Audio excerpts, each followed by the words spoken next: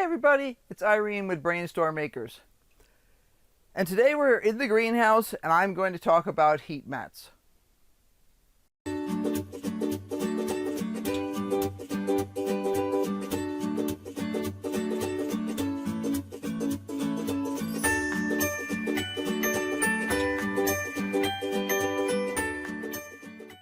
Now we've had several people ask us specific questions about using heat mats lately. We use heat mats to start seeds in the house and in the greenhouse. And right now, as you can see, I'm out in the greenhouse. We're not starting any seeds currently in the house. Could we? Sure. I just have to admit that I get kind of tired of junking up my house with with heat mats and seeds and trays and all that kind of stuff. So if I have enough room out here, I prefer to get everything started out here. So let me show you the basic idea.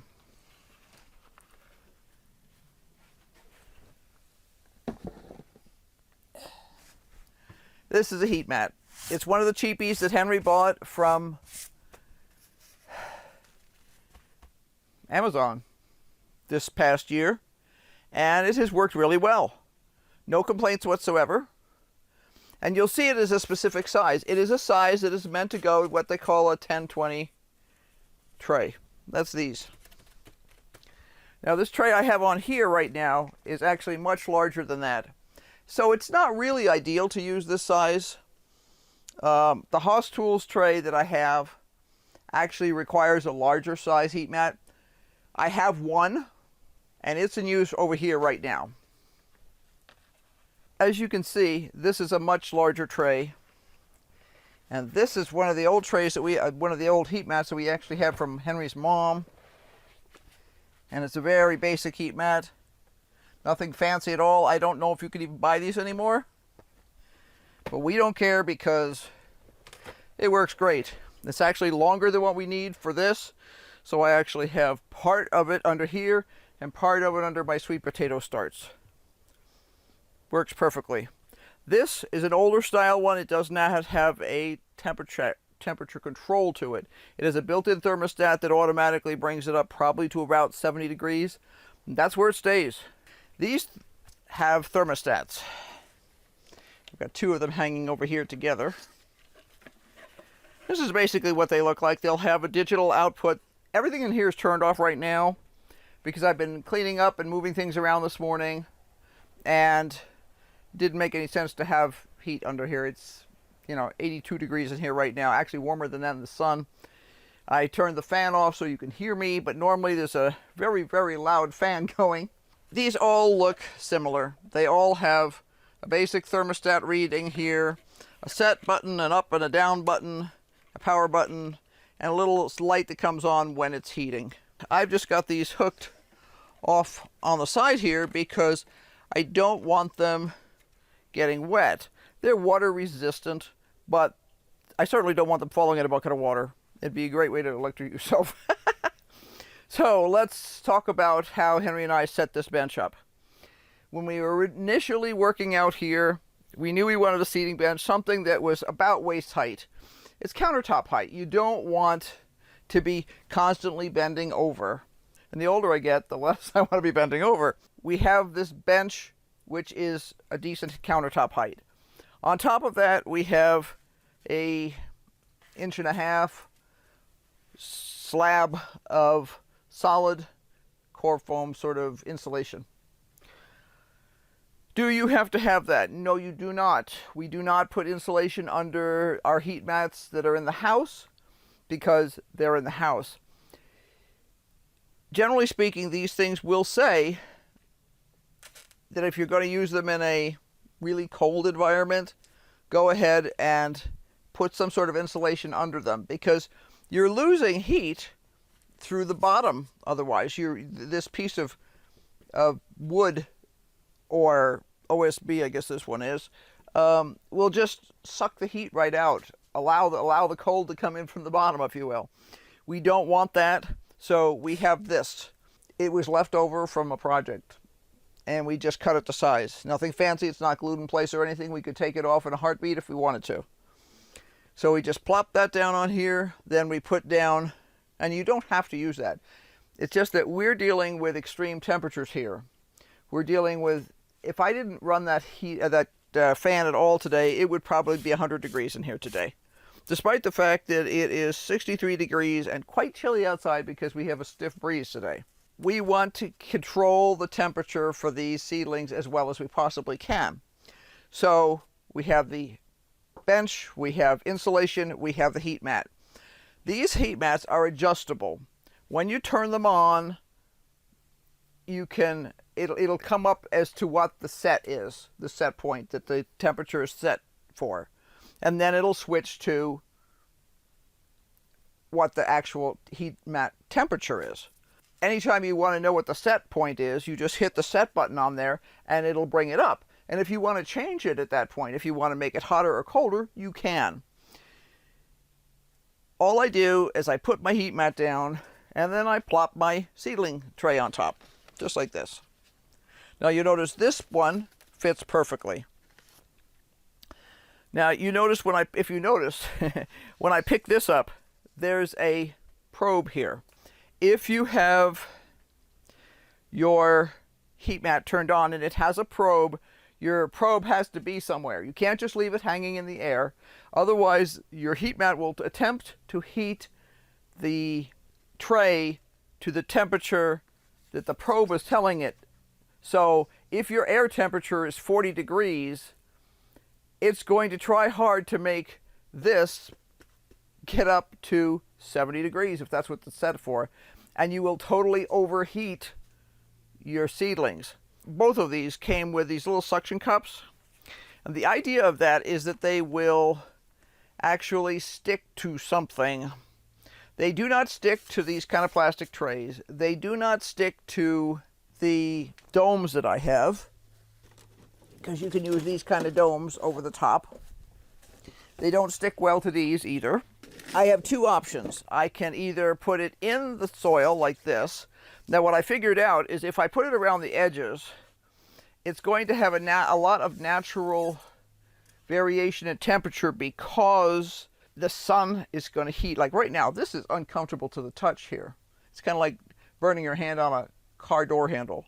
If I were to put this right here, it would think the soil was a lot warmer than it might really be in the whole rest of the tray. So I'm trying to go for, I normally stick it like either in here, I'll put it like in the center, so no matter which side the sun's coming from, it's going to get the most temperate position. Or I just put it underneath. And I think that a lot of times underneath is easier because it's a direct contact with the bottom of these trays. It doesn't get tangled up. When you have something over the top here, sometimes if you're trying to get in there and do something, it gets in the way. So I'm a little ambivalent about these kind of probes, but most of them heat mats now come with that. Our older ones do not. We have some that look just like this that I bought 2 years ago, I think. And they're just preset, and that's fine. You just need to make sure what kind of a heat mat setup you're getting when you get one. Some of the heat mats also just look like this and don't have anything attached to them except an electric cord. And they need to be plugged into a thermostat, which is separate. You need to find out, read the fine print when you go to buy a heat mat to make sure you understand what you're doing. In addition to using the heat mats in here, we also cover this at night. Now, when I started things in the house, it gets chilly at night, but it doesn't get super cold. I mean, the house may get down to 58. It's not going to get lower than that, because if it does, we'll get up and turn on a heater. And in general, we're very well insulated, so we don't have that sort of a temperature drop. But they were closer to the window, so I always back them away from the window at night. And I would put on a dome. Now, when I first start these little guys, I have a short dome. Goes on like this. And it's only about that high. These domes that I have ventilation in the top and in the side. The whole idea is to let heat out and also to control moisture. Now, the reason I use domes when I'm first starting is because it's not just temperature, it's also moisture. Every morning I will get my little sprayer out, and I will spray my seedlings. And I make sure, this is before they even come up, I'm making sure that every cell has a nice little flood of water on top of it, because the seed is pretty close to the top of that cell. And what I really want to make sure is that that seed stays damp until it germinates. That system works really well for us. We get much higher germination than with any other arrangement. Once the seedlings get up, take a look at these for instance. They're up. These actually have true leaves on them. I am not heating this from the bottom anymore because I have decided that all of the germinating that is going to happen in this tray has happened. I'm now just keeping things comfortable so that they can grow well. Some people will tell you to take these domes off as soon as the seeds are up. I don't. And that's because we're colder and we're drier. So when the seedlings are tiny, I mean really tiny, just popped up and things like that, it's very easy to kill them. If your dirt dries out, you will dry out your seedlings, and sometimes they don't come back, or they're so badly damaged you might as well start over. For us, keeping the domes on until the plants get bigger is an important concept. When a seed is growing, initially coming out of the dirt, it doesn't need light, it doesn't need fertilizer, it doesn't need anything except for moisture and warmth. As it gets a little bit bigger, it now needs light. It still has enough built-in energy stored in that seed to keep it going without fertilizer for a little while. Once it has true leaves, leaves that look like what the plant is eventually going to have for leaves, except they're miniature usually, then that plant needs to have fertilizer. So these lettuce, for instance, are not large enough to transplant safely. You would probably have a very high mortality rate. I don't want a very high mortality rate. So I am letting these guys grow on a little bit. So these guys are getting a nice dose of fertilizer probably once a week. And I simply put it in the water underneath the tray here. They're still getting a little top water because I don't want the soil to crust over too much.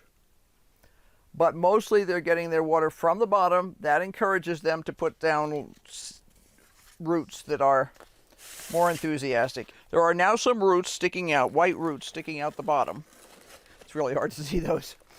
But that means I'm doing my job right. Those lettuce plants are looking for moisture, they're looking for fertilizer, and they're going down to do it. When these guys get a little bit bigger, probably about another inch, I will pot them up into something else. I haven't decided what yet, but they'll get potted up somewhere else. Some of these guys over here are going to take much longer. It's one of the reasons that everything that I chose to put in that particular tray, this one here, not this, this is removable, in this big 162 tray, and they call it a 162 tray because it has 162 cells in it. Everything that's in there is slow growing. I'm not going to be trying to dig a little cell out of the center of this thing while everything around it is ready to plant out. It's easier if everything is in about the same schedule. So everybody in there is a slow grower. At night, we put plastic over this and it forms a tent. I just have a loose sheet of plastic and I use spring clamps like this. I'll pull the plastic over here. I'll clamp the plastic here. I don't want this plastic flapping, and I want it to be stable so that even if it's really windy and some breezes get coming through the greenhouse, it keeps the heat from these plants. And these trays get warm during the day. I mean, I can feel the warmth here. It's a nice, comfortable temperature on the left-hand side underneath in the shade.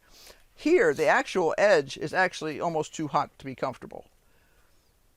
This does not absorb the heat quite as badly, but it's still got quite a bit of heat. That's actually going to radiate out as the temperature goes down tonight.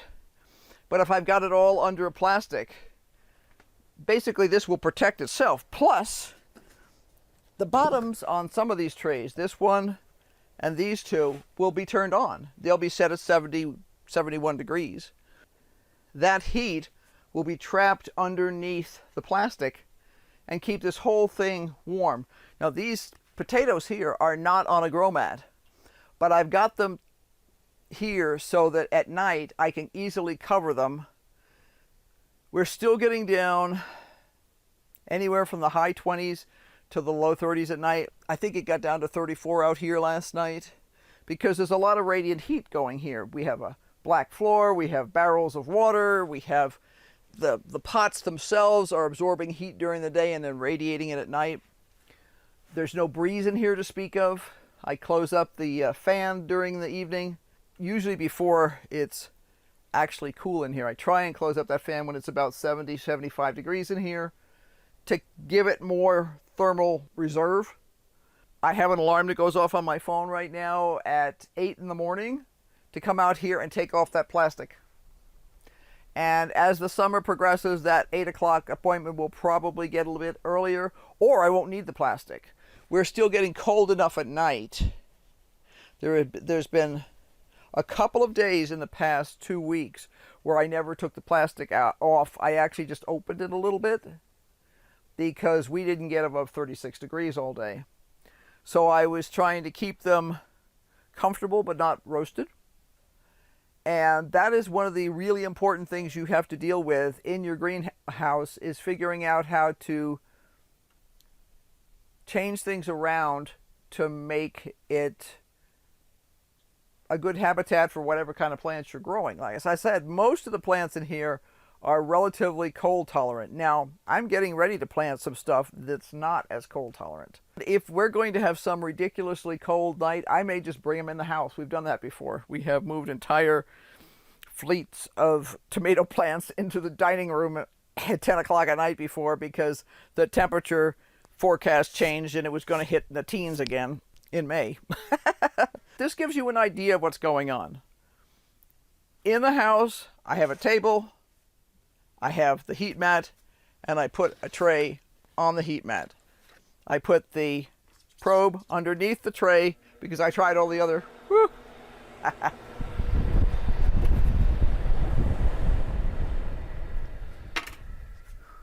Fan wanted to come on because it's 86.5 degrees over there in the shade, which is why it's warm. Anyway, in the house, I have the heat mat, I have the probe, and I put the tray on them. I put a short dome on top. Obviously, my seeds are planted in there. They've been watered well. At this stage, all a seed needs is water and heat. And be careful of heat. You have to look at what you're growing. For instance, I mentioned the other day these little guys here. This is mosh lettuce. They form little rosettes. They're very tasty. We grew them last year. And they will not germinate. In fact, they will go into thermal dormancy if they get too hot. So when I started these guys out here, I did not put them on a heat mat. I just put them in a tray with some water. I did keep them covered at night so that they wouldn't freeze, but I did not overheat them.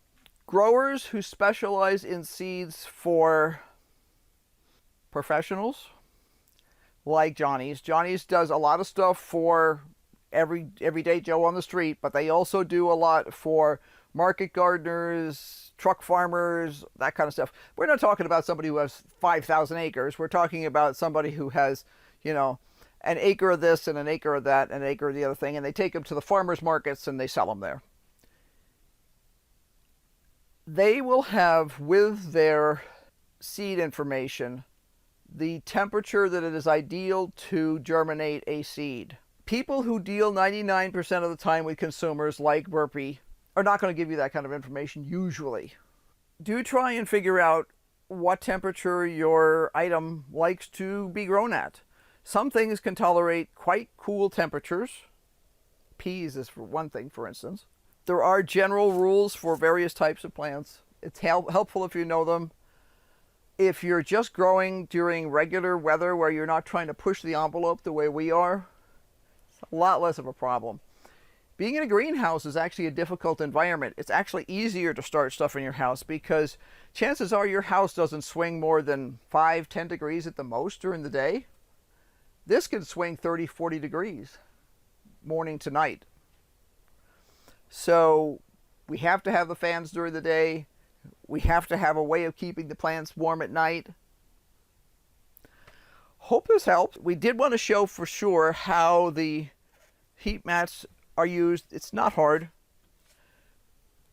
You're not supposed to immerse them in water, so you never would put them in the bottom of one of these plastic trays and then put water in on top of it. It says all over, do not immerse in water, do not immerse in water. Warning, warning, danger, danger, Will Robinson.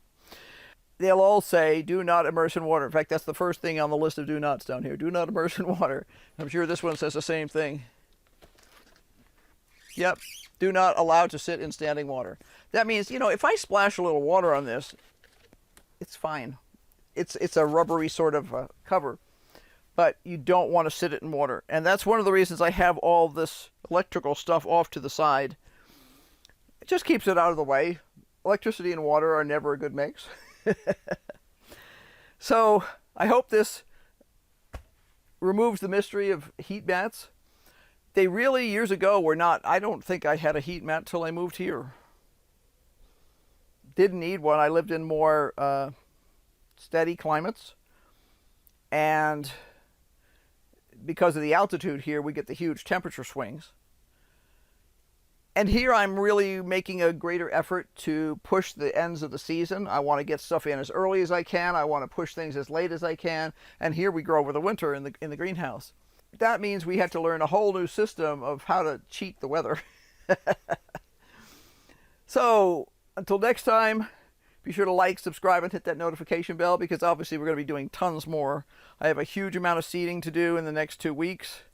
And that's the things like, let's see, snapdragon, lupine. We've decided to not plant Swiss chard this spring. We'll plant it at the end of the summer for next winter. Calendula, bachelor buttons, gomphrena, which is a globe amaranth. Phlox, sweet peas, ageratum, tomatoes, celosia, cosmos, marigolds, dianthus. And that's just this week. So be sure to come back because there's obviously lots going on. So until next time, bye.